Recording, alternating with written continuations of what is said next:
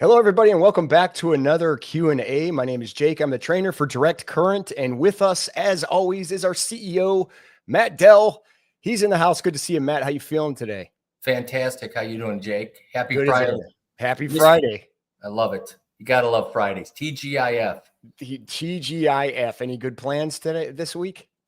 This weekend? What am I doing? Yeah, I got a little family scramble that I put together tomorrow. So that should be fun. Nice. And yeah, just kind of hopefully enjoying the weekend. But more importantly, I'm so excited about today's guest. Yeah, this is a good one. Nobody wants to hear about my weekend. Nobody. Maybe afterwards. I don't know. Yeah, we got a powerhouse in the house, and he's an up and comer. I'm pretty excited about him. You know, I get the privilege of seeing a lot of these highlight videos, and we say that a lot. We do have a lot of good athletes, but this one is, it's no different, and it's going to be exceptional. So yeah, I'm excited for this one. Let's do it. So give our listeners an intro, and who do we got today? All right. So basically, we kept it short because he's a professional shortstop. He was drafted to the Boston Red Sox in the first round. What I've learned is that he's got unspeakable power when it comes to batting. He's got style. He's got swagger. He's got good dance moves on base. Ooh, interesting. Look, I'll just play the video and let you see for yourself. All right, excited. Mikey Romero is the name that you should keep an eye on. The 18-year-old just wrapped up his senior season at Orange Lutheran out of California, the same high school as former first-round MLB draft picks such as Garrett Cole and others. The 18-year-old Romero is already a top 60 prospect in next month's MLB draft and is one of the very best shortstops.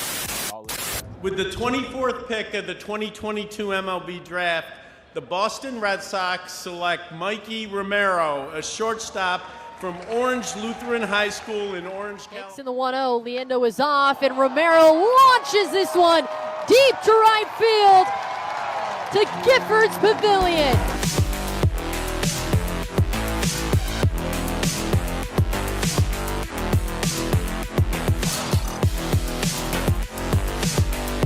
Swings and he hits this one deep down the right field line toward the foul pole. That ball is gone. It stayed just to the left. It snuck around the pole, and Mikey Romero has tied the game with a solo home run leading off the fifth inning, his fourth of the year. Here's the payoff. Swing and a high drive, deep center field. Fox into the shadows. He turns, still going back. And Mikey Romero drills it deep and plates 4 runs for the Maine Bean Suppas. It's a grand slam for Portland. How about 4 RBI for your first game back off the injured list for Mikey Romero? Welcome back, Mikey.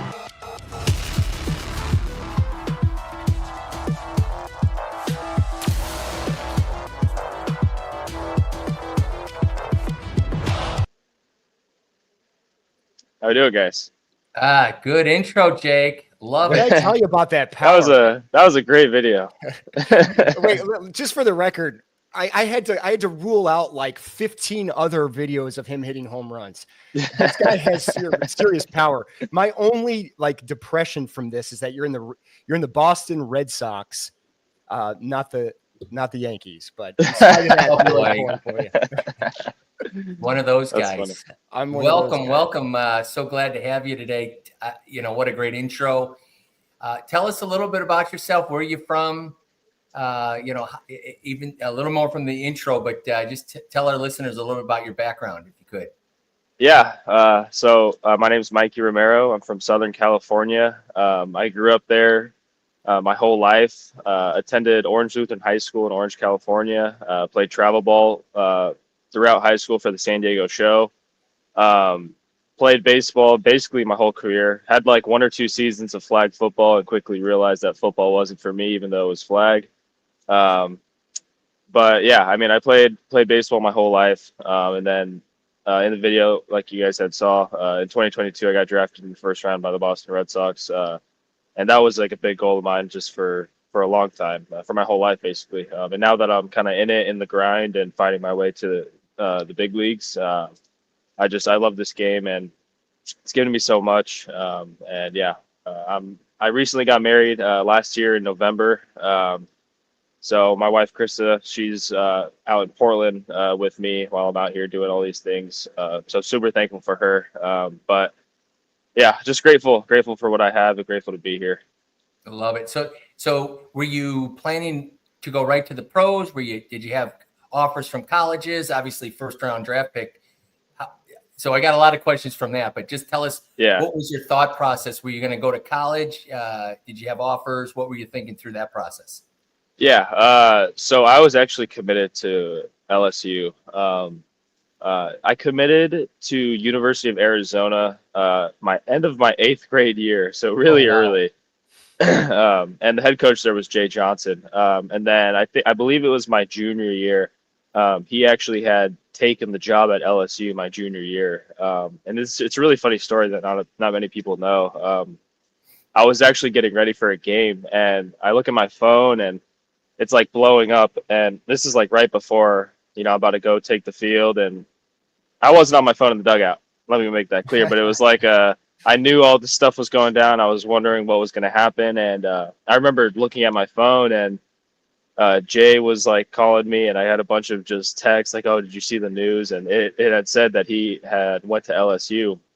So basically, the whole game, I was just thinking about like, oh my gosh, like, am I gonna go to LSU with him? Like, how is this all gonna work? And then after the game, he had told me that he got the job at LSU, that he wanted me to come with him. So it was around my junior year when my commitment switched from Arizona to LSU when he took that job at LSU.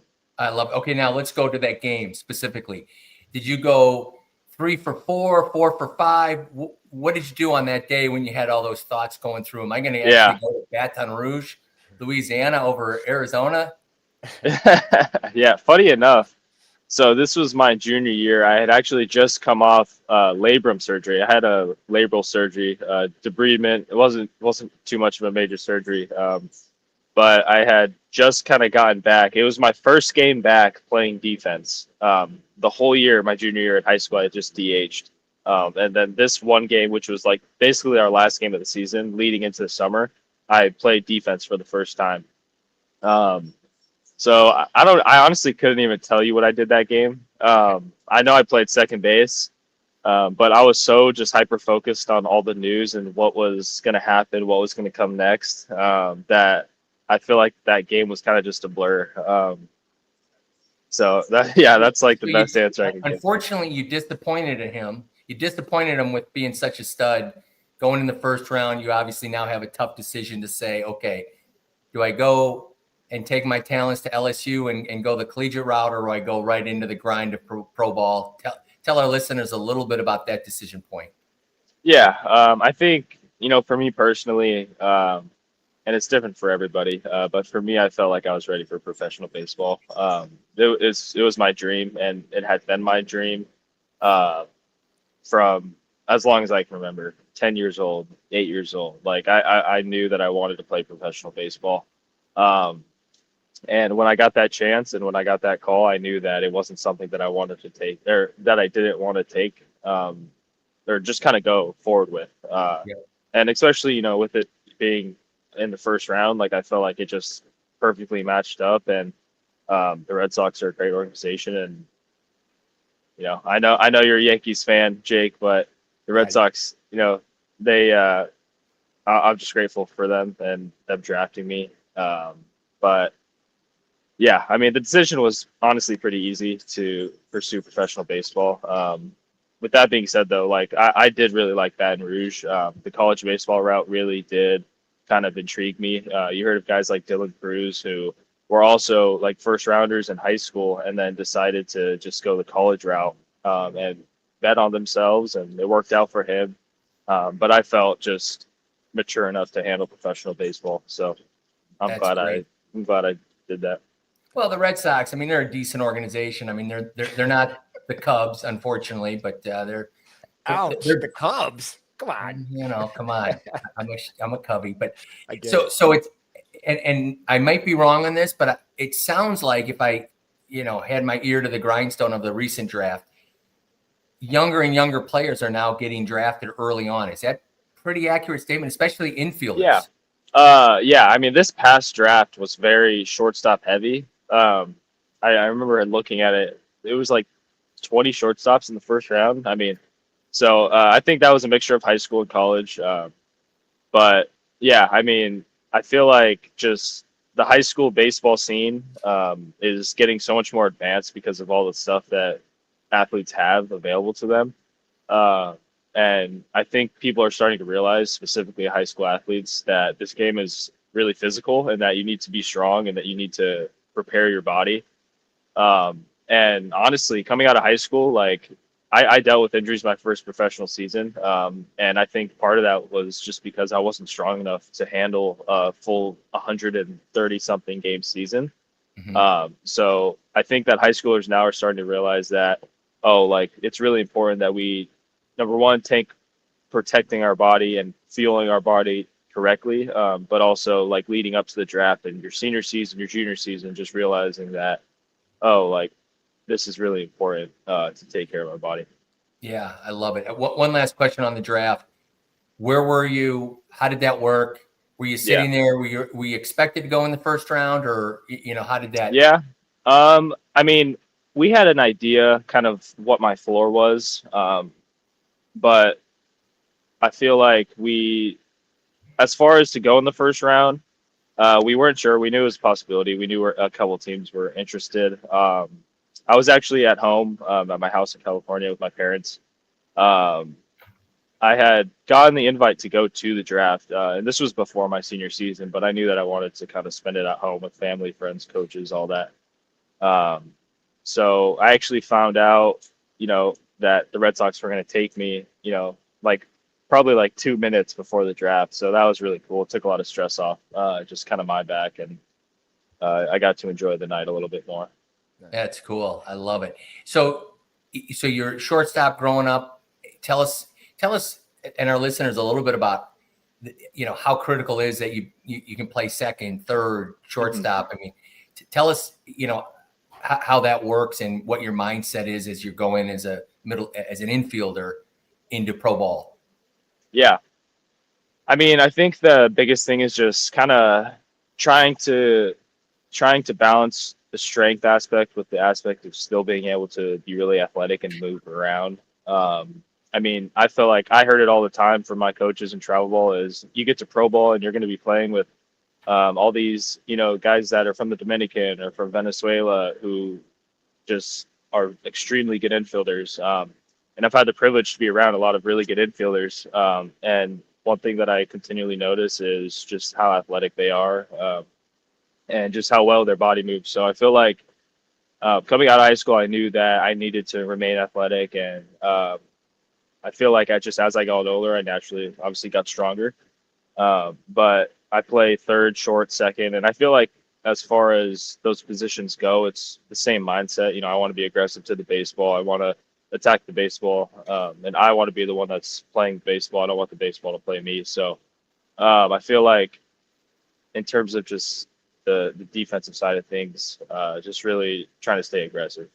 Yeah, that sounds great. I mean, it's funny. Jake and I do a lot of interviews with NFL guys, baseball. We've been so integrated with pitching. It's incredible. So nothing against all our pitchers, but I'm just happy to have an infielder, somebody else to talk about direct current and how it's impacted your performance. Because you hit the nail on the head. I mean, the grind that you guys have as professional baseball is unbelievable.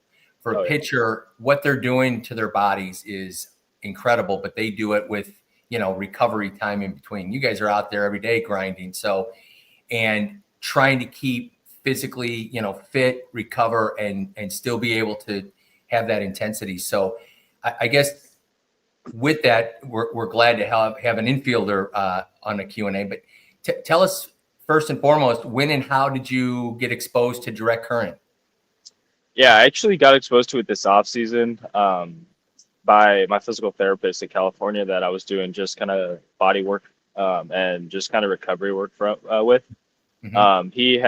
He had a device and he showed me it and we used it a couple times. Like I said, my first professional season, I dealt with some low back injuries, specifically a stress fracture.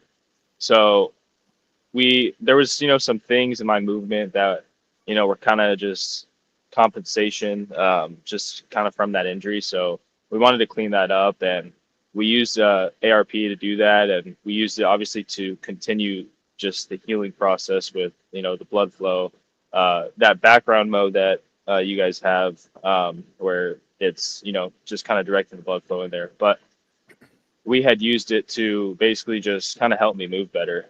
And I just remember after using it, I would always feel really good. And I told him, I was like, yo, do you know where I can get this device? And he told me, and, I kind of waited to reach out. And then obviously I reached out and kind of went from there. Yeah, well, we're glad you did. I just got a text from one of our sales guys, and it said, I think you were coming off of IR. Sorry, there's a wasp flying around me. Oh, you can't mess with those. Yeah, I hate exactly. wasps. Hopefully, see, look at your. All right, I'm going somewhere else. Sorry. That's all good. I'm gonna move over to this table. We've had disruptions. I've been knocked off the internet, but never wasp infested. Yeah, sitting outside. That's a first. It is the risk of the beautiful outdoors, but I actually admire you for taking the risk of going outside. It looks cool. So hopefully the wasp leaves you alone. Yeah, no, I think I'm good. Yeah, good. So I understand you utilizing the technology. You came off of IR, and from what I understand, you went 4 for 8 with 2 home runs, a double, and 8 RBIs. I mean, that's tell us what a great story, what a great comeback in the first game back. Tell us a little bit about what injury you were rehabbing and how direct current kind of helped integrate that. Yeah, so I was on the IL for about 2.5 weeks, give or take, and I was dealing with some like median nerve neuritis, just basically some inflammation within my median nerve. It was kind of going into my thumb. It was really weird. Just kind of, we didn't know how it happened. We think it might have been on a swing because I didn't feel anything throwing, or I didn't do anything throwing to where it was like, ow, this hurts. It was, I think it was on a swing, just kind of hyperextended. Early in the year in Portland, it's really cold. So just maybe the muscles weren't properly, activated and warmed up. So kind of dealt with that. It was really annoying because like there would be days where I was like, this feels terrible. And there'd be days where I'm like, oh, I can play today. So it was definitely a battle of trying to kind of navigate what was right and what was wrong, because it was really the first time I've ever had anything kind of at this part of my arm, and just kind of in my thumb as well. So I would use the ARP. I would use it to kind of do my band work, do just kind of rehab work, strengthening work. And I would notice that after, basically for me, what was provocative was getting my arm into full extension. I would kind of feel that in my thumb. It would kind of shoot into my thumb.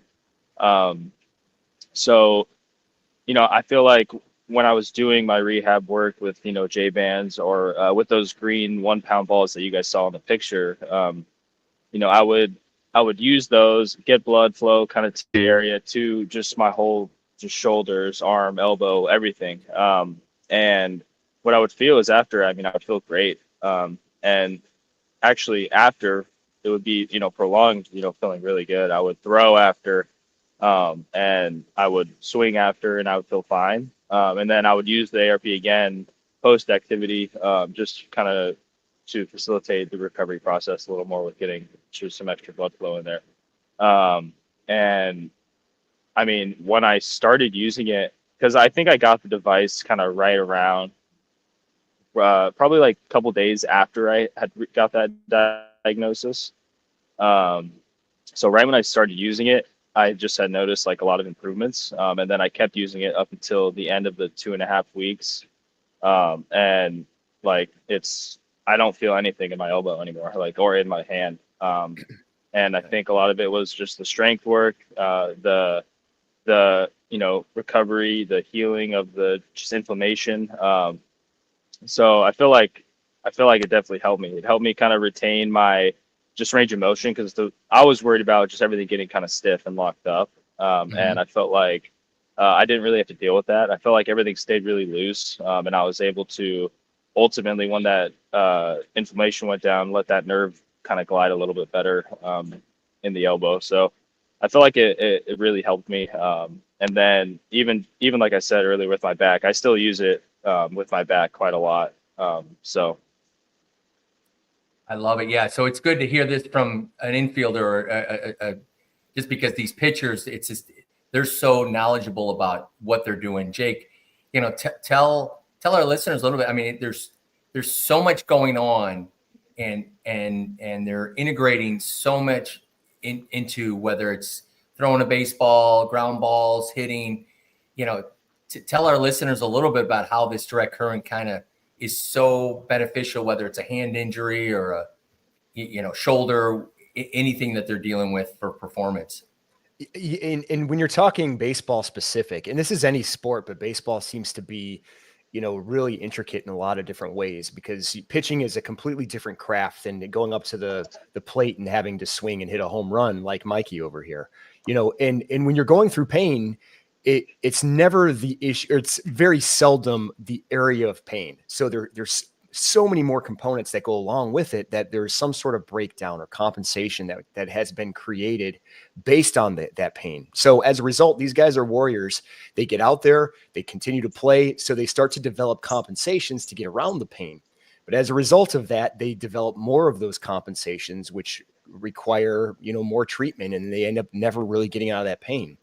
With this device, we're able to actually fire those areas of breakdown and go through the motions they're supposed to. So that way, when Mikey's going up to bat, he's not having to compensate to sort of get away or mask the pain. He's able to actually fire where the muscle should fire, get his hips involved, get his lower body involved, his core involved, so he can swing the bat the way he's supposed to and knock the ball out of the park pain-free. But that's because he's actually attacking the problem, not so much the pain issue. The pain goes away by actually fixing the problem. And that's why direct current works so well, because it works a lot with the way your brain does.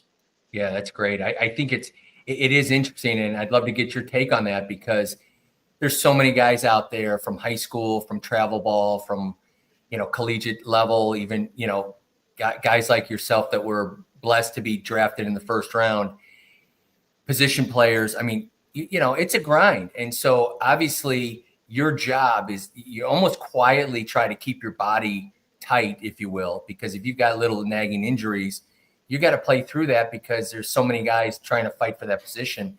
And then to Jake's point, you start compensating because you got to throw a little differently, or you got to hit a little differently, or whatever. And now you perpetuate that. Tell us, in your opinion, how this has kind of helped make sure, like, now you've got that, you're pain-free in your hand. Tell our listeners from your perspective how this has helped you overcome and not have those compensations.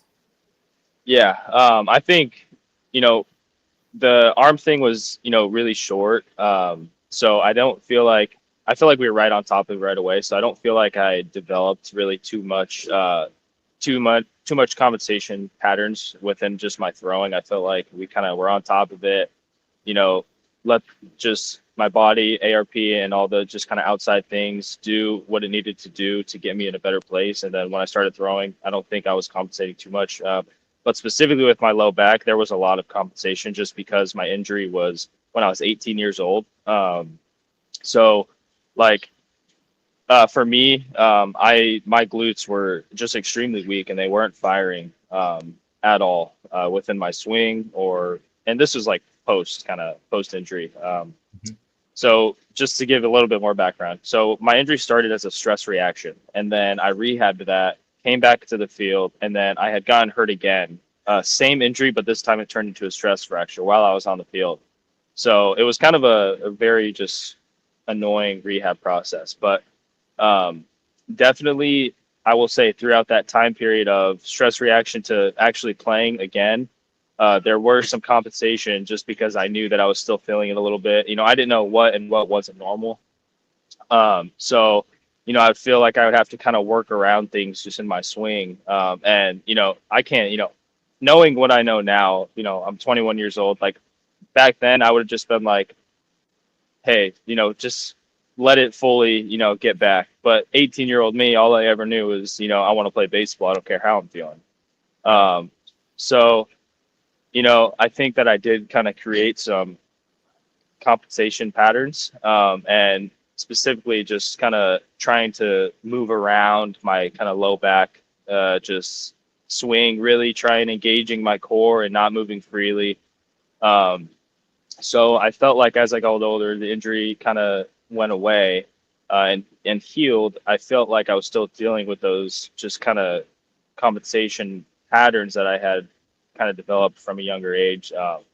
And I kind of worked through them a little bit on my own. And then kind of as I got the ARP, and I would kind of learn how to use my glutes again. Like I had really not known what it felt like to have my glutes turn on and kind of have my core and everything kind of activate, really up until this last off season. And that's kind of when I got introduced to the ARP and just kind of other ways of moving. And I felt like coming into this year, number one, I had a full healthy off season. Number two, like coming into this spring training, I was the strongest I've ever been, and I was impacting the ball as hard as I've ever been. And I think a lot of that was because my body was moving correctly. I was actually using my glutes to impact the baseball, my lower half, just kind of not thinking about, oh, I just need to brace my core because my back's going to hurt in my swing. You know, it was more of a, no, like now that I know how to move and my muscles are firing properly, I'm just going to get the swing off that I need to get off. And I know that with the ability I have, I'm going to perform, you know? So I felt like just kind of getting rid of those patterns really helped. And honestly, it's something I still kind of am trying to stay on top of to this day because, you know, it's a long season. We play 132 games in the minor leagues and even more in the big leagues. So, you know, like, there's days where my back feels terrible and there's days where my back feels great. And it's all about kind of the way I activate and staying on top of moving correctly because I know I don't want to kind of move the wrong way and then have it be a thing that keeps on happening. And then all of a sudden I'm back kind of to where I was, you know?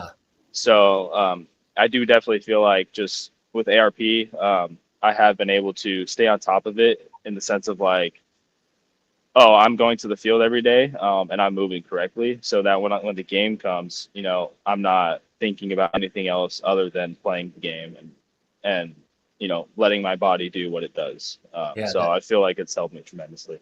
That makes a lot of sense. So tell our listeners a little bit about, do you utilize direct current and our technology for activation? So for example, you know, you've got all these games. Tell our listeners a little bit of, you know, your kind of protocol of, okay, I've got a game again today. Here's what I'm going to do to kind of activate before the game. Do you utilize the technology for activation pre-game? Yeah. So what I'll do is, I'm not sure. Are you guys familiar with like a Roman exercise chair? It's kind of like that chair that's at the angle, do some back extensions on. Oh yeah. So I utilize that a lot. That's, I would say, the center point of my kind of activation leading up to a game. A lot of my activation is core, glutes, and low back directly. So what I'll do is, you know, I'll place the pads kind of upper glute, low back, and I'll move around with the current on, and I'll do kind of my strengthening exercises with the current on, make sure I'm getting a full range of motion, make sure that I'm taking my time. You know, it's probably 15, 20 minutes. So I know that for that 15, 20 minutes, I can lock in and do what I need to do. It's that Roman chair, back extensions, which kind of hits my low back, my, you know, erectors, my multifidus, the muscles that are in between my spine, the, you know, the glutes themselves.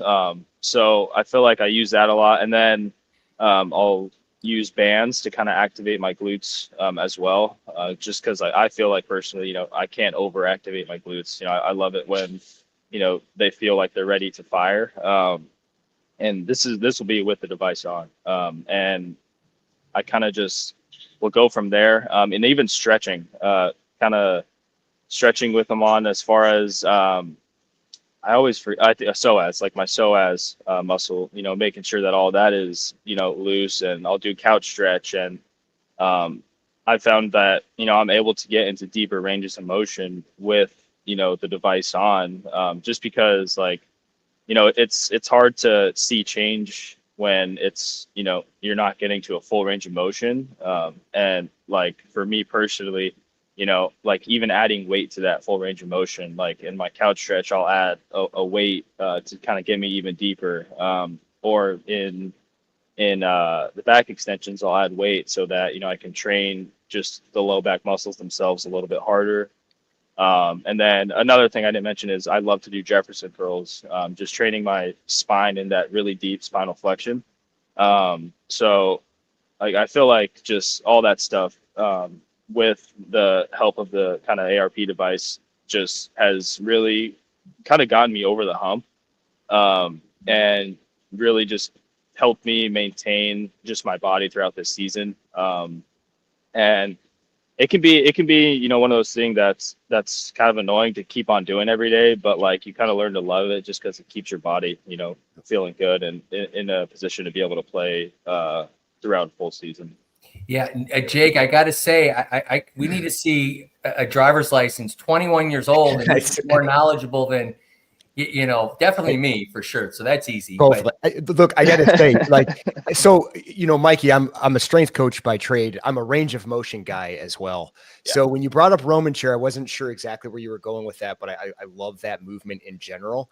And so, he's talking about going into that. You can get a nice deep stretch with that. And then when you mentioned you are actually putting the current on there while you're going into that deep stretch, you almost make me want to be a Red Sox fan after saying that. Ooh, I'm certainly pulling for you. I will always be a Yankees fan. But you are, Matt is correct. You are saying all the great tools of where that performance is coming in. It's that maintenance of getting that deep stretch, good range of motion, weight when it's necessary, but not too much on the joints. You're saying all the great stuff. I can't wait to keep watching. You're taking full advantage of that. So, okay, so we got the activation part of this. Now tell our listeners and educate us a little bit on post-game recovery. What do you do? How do you integrate it? What do you do differently after a game? Yeah. So post-game, it's kind of like a combination of a lot of things. So I don't love doing too much post game because I don't like being sore the next day. Okay. So early in the season, right, when we first start playing as many games as we are, I'm sore just about every day. And then kind of at this point of the year where we're almost done with the year, my body starts to adjust and I'm like, okay, I'm not waking up sore every day. So for me, stuff I like to do for recovery is, dry needling. We have Shockwave here. And then of course, the ARP device.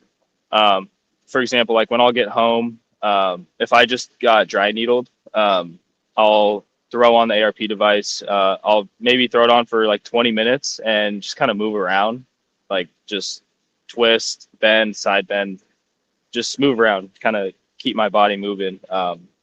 And then, if I feel like it, I'll throw on the background setting, where kind of I don't really feel the current and I just kind of get the benefits of the blood flow itself. And I'll just sit in bed and relax. So that's kind of how I'll use it post game. But definitely some sort of just like moving around, just because me personally, I feel like when I'm feeling my best is, when I'm moving freely and just moving around. Like for example, on a Monday, so we get Monday off day. So we play Tuesday to Sunday, Monday off. And on the Monday, I can't just sit around and do nothing because I know that on Tuesday I'll come into the field and like Tuesday will be the day where I'll feel stiff. So I feel like combating that, just moving around, that's kind of been the medicine for me, along with just obviously the help of all the modalities that, that I have. Yeah, I got to tell you, I don't think anybody understands the grind that you guys go through. I mean, yeah, it's a lot of games. Even at 21, I mean, I remember the days of travel softball, and we just play a tournament. I couldn't walk for a week. I can't imagine doing it day in and day out on a professional level. So that's. I mean, it's Jake. I got to tell you, this guy knows he knows his stuff. It's impressive that he's taking full advantage of the technology for, activation and recovery.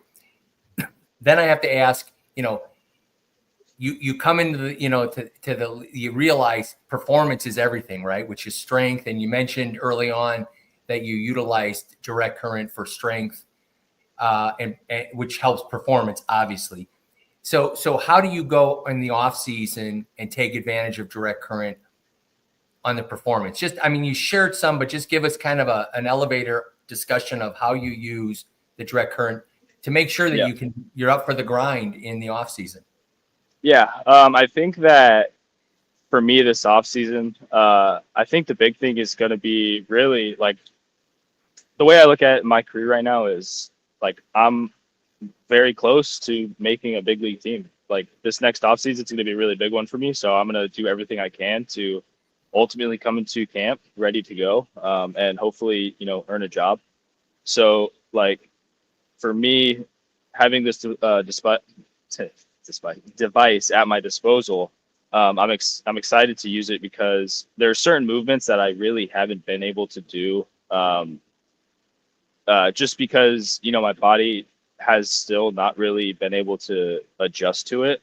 For example, like RDLs, like a hinge pattern for me is still not the easiest thing. Like I still have a hard time like learning how to hinge properly. So I'm excited to use it for something like that this offseason, learning how to kind of train my body to hinge properly again, so that I can do, RDLs, or I can do any sort of movement that can really target my hamstrings and, get the most out of them in terms of just power production and force and sprint speed, all that. So I think when it comes to this off season, using this device, it'll be mainly to train any sort of patterns that my body doesn't really move well in, so that while I am training, I'm able to, eventually load those patterns and get strong in those movements so that, I can ultimately see the biggest gains this off season and go into the next season as strong as I can. I love it. Now the big question is, you're looking back at your 18, now you're like this seasoned 21-year-old expert, right? Which is kind of bizarre to me to know the 21 that you're already to this level of knowledge and expertise. And it's very impressive. I got to tell you, I'm very impressed with you. How do you fight off your teammates and your buddies that are saying, "Hey, I want give me those pads, give me your device"? Because now you're a leader within obviously the organization, and now they're starting to see how you're, to tell us some of those, stories of inside the ropes with guys that are saying, "Hey, come on, let me borrow it." Yeah, it was funny. I think it was the first week I had the device. We were in Altoona, Pennsylvania, playing against the Pittsburgh Pirates, AA, and I was in the clubhouse, and I got the really nice suitcase with the ARP neuro design on it. I opened it up, and they look at it, and they're like, "What is that? Like a video game system? What is that?" And I'm like, "No, it's this new device that I got. It's called ARP, and just helps me feel good." And that's kind of where that conversation started. I have had a couple guys ask me if they can use it, and I still need to let them use it. But it's just, be careful with that. You'll never get it back. Challenge. Yeah, I've had a lot of guys just interested, kind of in what it is and what it does. I had actually shown them that picture of the hockey player who broke his collarbone, and they saw that and they were like, "Whoa, like that's pretty crazy."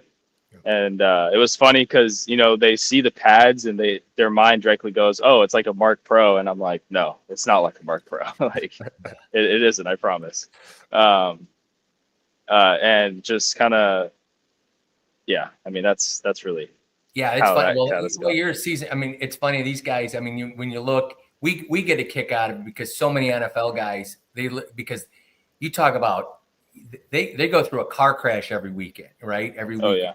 And the thing that I love seeing the pictures of them carrying the only device that they're bringing in and out of the locker room is their device in their suitcase, because they're using it, to activate. They're using it, immediately when they're flying, especially on an away game. They're bringing that and they're loading it up on the plane because they've got a week to recover from a car crash, and to see what you guys have to do on a daily basis, it's unbelievable. So yeah, any tricks to the trade, then it sounds like you've learned, at a very young age, how direct current can definitely help your performance, help, the activation and the recovery, which is really the name of the game, right? It's those three phases. It's how can I activate to be ready to go without putting a lot of strain on my body, because I'm going to do that during the game.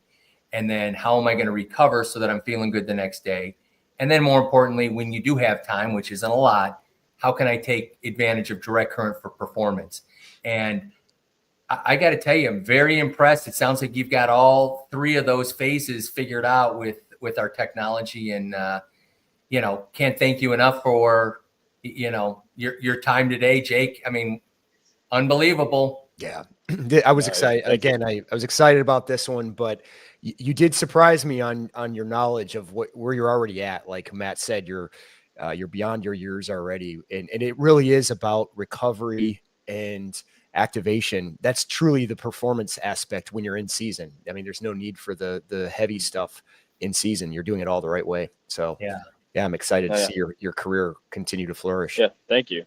I've heard it best from one of my buddies. The best ability is availability, and I just feel like I've been able to kind of stay on the field, and that's been the biggest thing for me. Is if I'm on the field, I'm gonna do my thing, and whatever I can do to be on the field, and I definitely feel like ARP's helping to stay on the field. So I think we just got a new slogan. We're gonna steal it. yeah, that's a good one.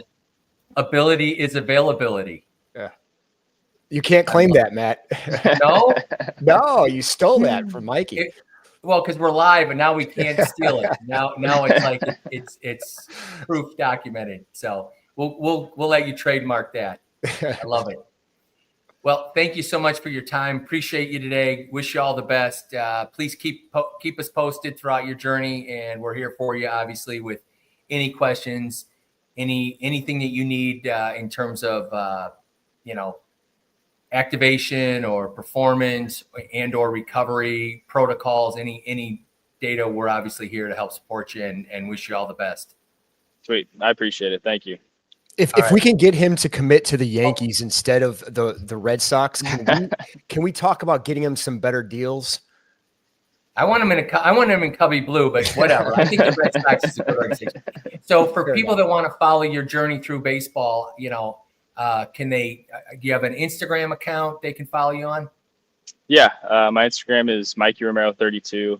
That'll be a easy way to kind of follow me. And then if you have a MILB app, you can follow kind of my just box scores there, and then hopefully soon you can look on the MLB app and see my box scores there. So I love it. Well, awesome. Yeah, especially if you're going, hitting all the home runs and doing what you're doing. It's like, it's exciting to see. We love it because all these pitchers that are in the league and all these other players, it's almost, we start following them because we see the success and the little, I like to call it the secret that they have that helps them with that activation and performance and recovery it's fun. It's exciting. And these stories never get old. So we appreciate your time. Wish you all the best and enjoy the journey. Thank you. I appreciate it. Thanks again, Mikey. Pleasure meeting you. Take care, guys. Have a good day.